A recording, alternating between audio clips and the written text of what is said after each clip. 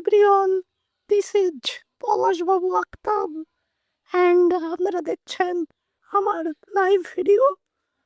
তো প্রিয় বন্ধুরা, রিসেন্টলি আমার কণ্ঠটা চেঞ্জ হয়ে গিয়েছে।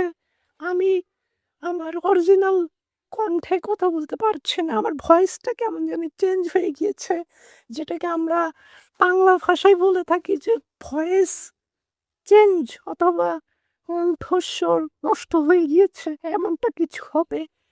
তো আপনারা দেখতেই পারতেছেন আমার এই সমস্যাটা দিয়েছে। আমি ঔষধ খাচ্ছি, মেডিসিন নিচ্ছি, তারপরেও আজ প্রায় 4-5 দিন হলো এই সমস্যার সমাধান হচ্ছে না।